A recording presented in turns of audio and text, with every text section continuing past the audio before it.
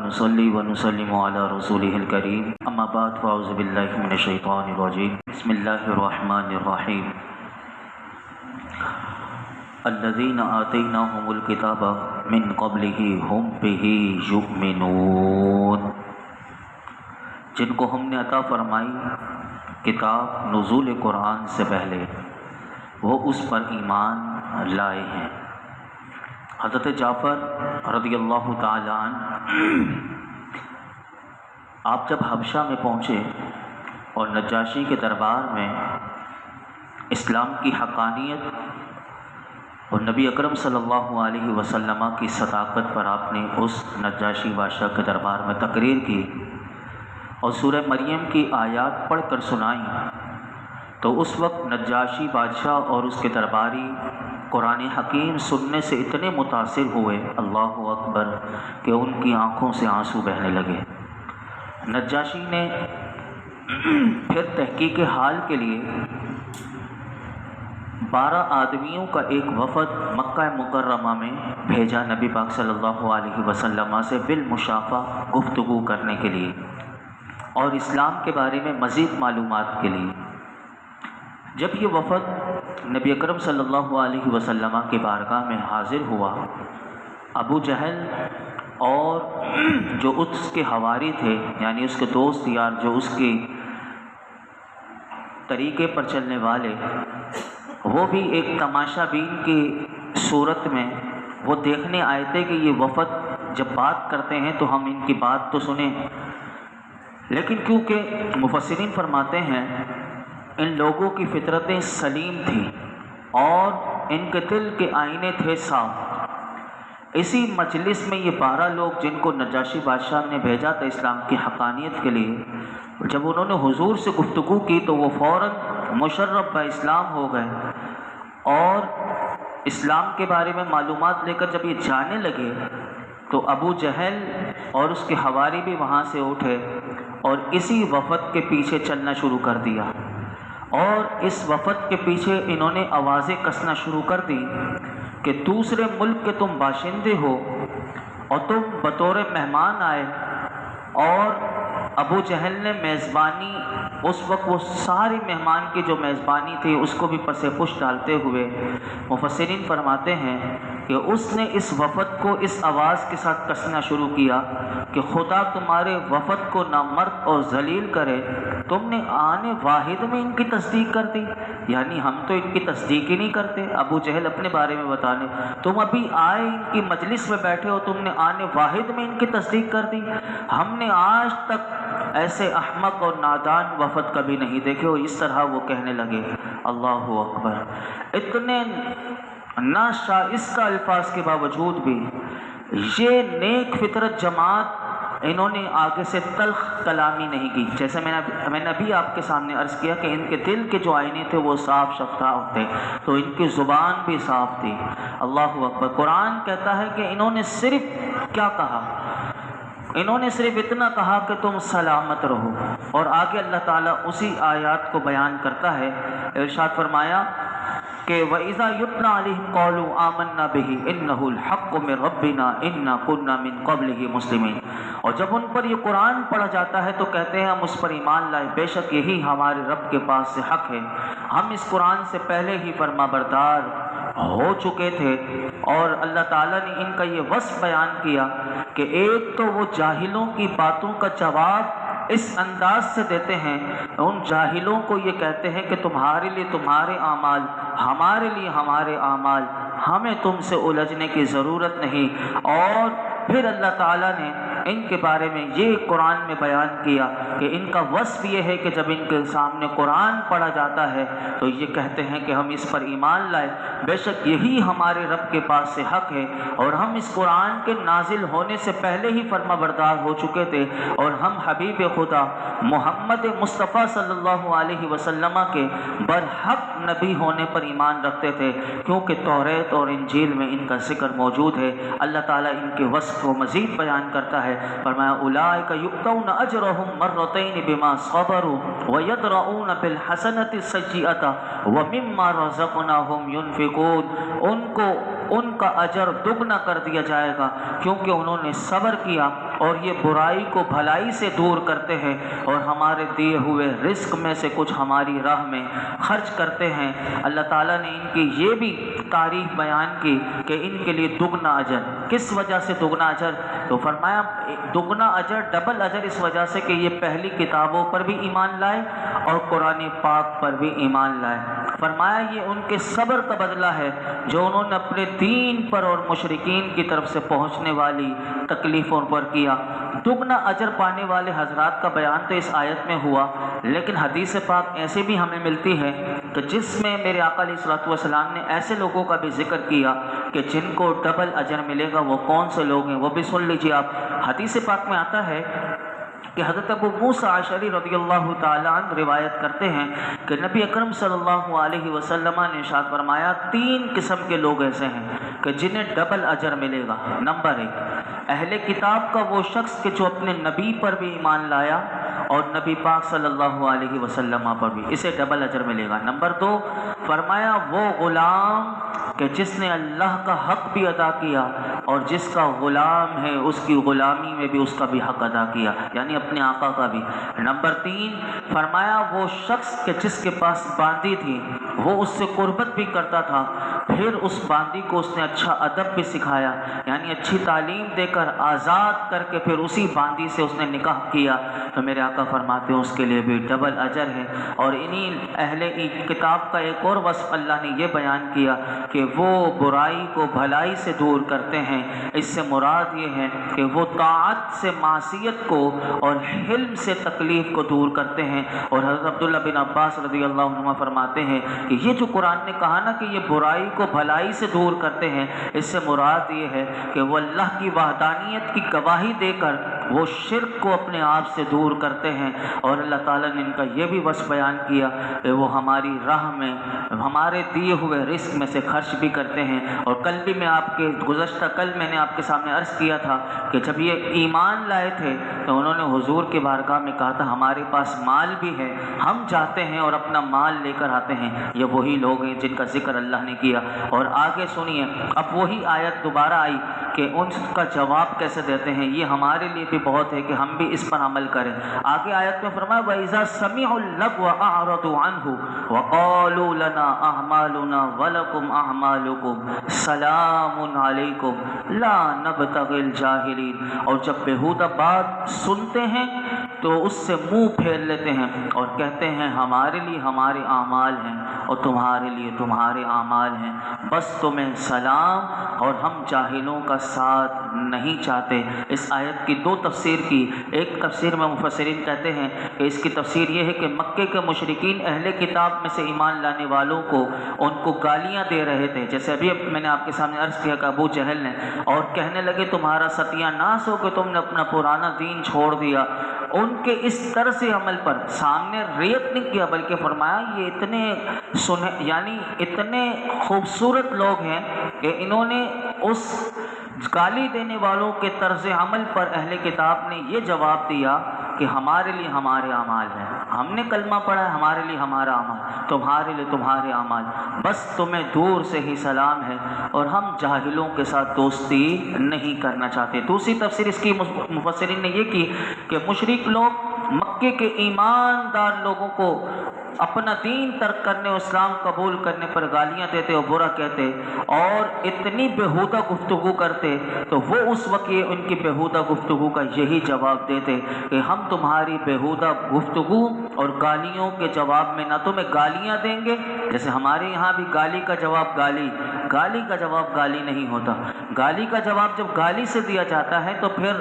غصہ بھڑکتا ہے اور پھر وہ معاشرے میں پھر لڑائیاں اور جو کچھ ہوتا ہے۔ تو اگر بےہودہ انسان سے اگر کبھی ٹکراؤ بھی ہو جائے تو یہ ادب ہمیں سکھایا گیا کہ بےہودہ کے سامنے بےہودہ بنیں گے تو پھر ہمارے اور اس میں کوئی فرق نہیں بنے گا۔ اللہ ہمیں ایسے بےہودگی سے محفوظ فرمائے۔ اور فرمایا جاہلوں کے ساتھ میل جول، نشست اور برخاست نہیں چاہتے، کیونکہ ہمیں جاہلانہ حرکات جو ہے وہ گوارا نہیں۔ آگے ارشاد فرمایا انک لا تہدی من احببت ولکن اللہ یہدی من یشاء وہو اعلم بالمہتدین۔ بے شک ایسا نہیں ہے کہ تم جسے چاہو اسے اپنی طرف سے ہدایت دے دو، لیکن اللہ جسے چاہتا ہے ہدایت دے دیتا ہے اور وہ ہدایت دینے والوں کو خوب جانتا ہے۔ مفسرین کا اس بات پر اجماع ہے کہ سورہ قصص کی آیت نمبر 56 جو ہے، یہ آیت جو ہے وہ ابو طالب کے بارے میں نازل ہوئی۔ حدیث پاک پہلے سن لیجئے، پھر میں آگے اس پر بتاتا ہوں آپ کے سامنے۔ صحیح مسلم شریف میں حدیث پاک ہے اسی آیت کے ضمن میں۔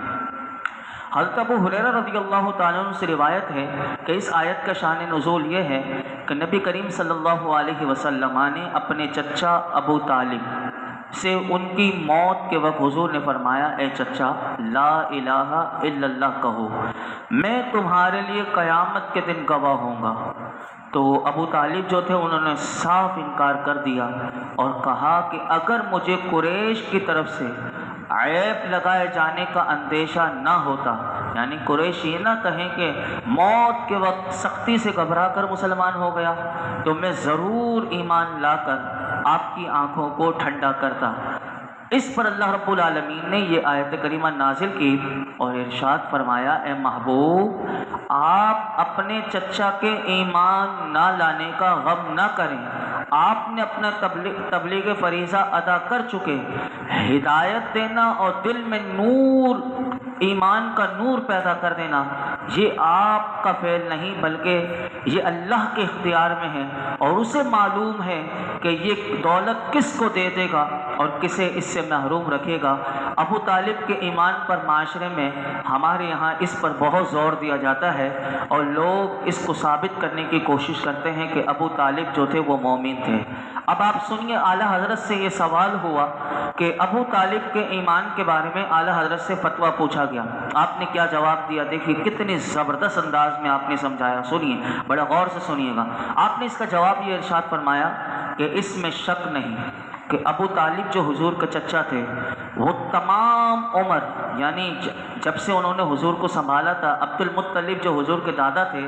ان کے انتقال کے بعد ابو طالب نے ہی حضور کو سنبھالا تھا 8 سال کی عمر سے۔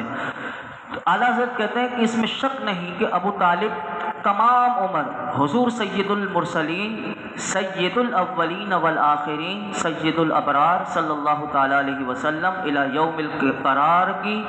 حفظ و حمایت و کفالت و نصرت میں مصروف رہے، یعنی حضور کی حمایت، حضور کی حفاظت، حضور کی کفالت، حضور کی مدد، یعنی یہ چاروں کام میں ساری زندگی مصروف رہے۔ اپنی اولاد سے زیادہ حضور کو عزیز رکھا اور فرمایا اس وقت میں ساتھ دیا کہ ایک عالم حضور کا دشمن جاں ہو گیا تھا، اور حضور کی محبت میں ابو طالب نے اپنے تمام عزیزوں قریبوں سے مخالفت گوارا کی، سب کو چھوڑ دینا قبول کیا، کوئی دقیقہ غم گساری جانساری نہ مرائی نہ رکھا، یعنی ہر لمحے حضور کی غم گساری اور جانثاری کی، اور یقیناً آپ فرماتے ہیں کہ یہ جانتے تھے ابو طالب کہ حضور افضل المرسلین، اللہ کے سچے رسول ہے، ان پر ایمان لانے میں جنت ابدی اور تکذیب میں جہنم دائمی ہے، اور آپ نے بنو ہاشم کو مرتے وقت یہ وصیت کی کہ محمد صلی اللہ علیہ وسلم کی تصدیق کرو فلاح پاؤ گے۔ اور ابو طالب نے حضور کی نعت میں، اللہ اکبر، اب دیکھیے اعلیٰ حضرت کی کیسی غیری نگاہ ہے، فرماتے ہیں حضور کی نعت میں قصیدے آپ سے منقول ہیں، اور آپ کی فراست اور امور میں آپ نے حضور کی نعت اور قصیدے میں ان افعال کا ذکر کیا کہ جو اس وقت تک واقع نہیں ہوئے تھے، یعنی اس کا ظہور جو ہوا وہ بعثت کے بعد ہوا۔ یہ سب احوال مطالعہ حدیث و مراجعت کتب سیر، یعنی سیرت کی تمام کتابوں میں یہ باتیں رجوع کی جائے تو اس میں یہ باتیں موجود ہیں، اس سے ظاہر ہے۔ مگر اب سنیے، فرماتے ہیں مجرد ان امور سے ایمان ثابت نہیں ہوتا، یعنی یہ سب آپ کے کام بجا ہے، آپ نے ساری زندگی حضور کی خدمت کی، حضور کے خادم رہے، حضور کے قصیدے کہے، حضور کی حقانیت کو جانتے تھے، لیکن فرماتے ہیں اس سے ایمان ثابت نہیں ہوتا۔ پھر کہتے ہیں کاش یہ افعال اقوال ان سے حالت ایمان میں صادر ہوتے ہیں، تو فرماتے ہیں حضور کے جو 2 چچا ہیں نا، سیدنا عباس اور سیدنا حمزہ، فرماتے ہیں ان سے بھی افضل قرار پاتے اگر یہ حضور ایمان کی حالت میں ان سے یہ سب کچھ ہوتا۔ اور فرماتے ہیں افضل الاعمام، حضور افضل الانام، یعنی تمام انسانوں سے افضل حضور کے سب سے افضل چچا کہلاتے، لیکن تقدیر الہی نے بربنا حکمت، اس حکمت کے جسے وہ جانے یا اللہ جانے، یعنی اللہ جانے یا اس کا رسول جانے کیا اللہ کی تقدیر تھی، فرمایا کہ انہیں گروہ مسلمین و غلامان شفیع المسلمین میں شمار کیا جانا منظور نہ فرمایا۔ پھر آپ نے ایک آیت لکھی اور سب کو پیغام دیا، فَاعْتَبِرُوا یا اولی الابصار، اے عقل رکھنے والوں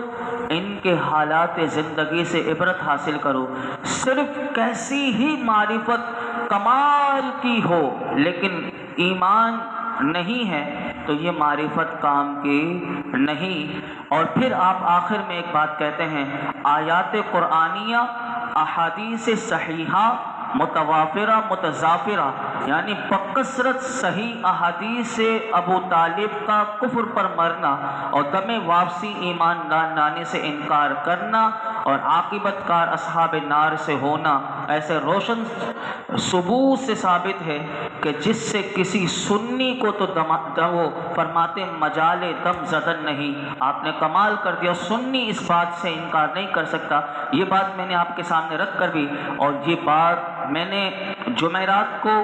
پہلی محرم تھی، یہ جو امام باڑے میں اہل تشیع جو ہوتے ہیں یہ ہر سال یہ تقریر کرتے ہیں اور وہ بھی اس بات پر ثابت کرتے ہیں کہ ابو طالب کے ایمان کو، تو وہاں میں نے بھی ایک جملہ اپنے کانوں سے سنا کیونکہ میں بائک پر تھا، بائک پہ گزرتے ہوئے میں نے یہ سنا، وہ بھی یہ کہہ رہے تھے، جو ان کا ذاکر تھا جو وہاں امام باڑے میں بیان کر رہا تھا، وہ کہنے لگا کہ لوگ ابو طالب کے کلمے کو ڈھونڈتے ہیں۔ جملے پہ غور کیجیے گا، وہ کہنے لگا ابو طالب کے ایمان کو لوگ، ابو طالب کے کلمے کو لوگ ڈھونڈتے ہیں، اور اگلا جملہ جو اس نے کہا کلمہ ابو طالب کو ڈھونڈتا ہے۔ اللہ اکبر۔ اب آپ دیکھیے اس سے وہ کہنے لگا کہ لوگ اگر آپ سے کہیں نا کہ ابو طالب کا ایمان نہیں لائے تھے تو ان سے کہنا کہ کلمہ ابو طالب کو ڈھونڈتا ہے، یعنی کتنی بڑی بات وہ یہ مجلس میں کہی جاتی ہے۔ لیکن ہمارے جو علماء ہیں وہ یہی کہتے ہیں، مسئلہ یہی ہے، لیکن یہ نہیں کہ ہر وقت اسی مسئلے کو بیان کرنے کے لیے سارا زور ان کے کفر پر لگا دیا جائے، لیکن جو بات حقیقت ہے، کیونکہ یہ اللہ کا قانون ہے کہ وہ ایمان پر ہی بخشش ہوتی ہے، کلمے پر ہی بخشش ہے، اور اسی کے ساتھ کلمے پر خاتمہ ہو تو اسی پر اللہ رب العالمین جنت عطا فرمائے گا، ورنہ اگر کفر پر خاتمہ ہو تو اس کے لیے قرآن اور حدیث کا یہی فیصلہ ہے کہ اس کے لیے ابدی ٹھکانہ جہنم ہے۔ باقی اللہ رب العالمین قیامت کے دن خود فیصلہ فرمائے گا۔ جو آیت کریمہ تھی اس کے ضمن میں جو تھا وہ میں نے عرض کر دیا۔ اللہ رب العالمین ہم سب کو اپنے ایمان کی فکر عطا فرمائے اور اپنے خاتمے کے لیے ہر وقت فکر مند رہنے اور اللہ کی بارگاہ میں دعا کرنے کی ہر وقت کوشش کے ساتھ، یعنی فکر کے ساتھ دعا کرے بندہ، اللہ ہم سب کا خاتمہ ایمان پر فرمائے اور کلمے پر ہمارا خاتمہ ہو، ہماری زبان پر آخری کلمہ جو ہو وہ لا الہ الا اللہ محمد رسول اللہ صلی اللہ علیہ وسلم۔ الحمدللہ رب العالمین والصلاۃ والسلام علی سید الانبیاء والمرسلین وعلی آلہ واصحابہ اجمعین۔ یا اللہ پاک جو کچھ ہم نے سنا اس میں کوئی غلطی کوتاہی ہو معاف فرما،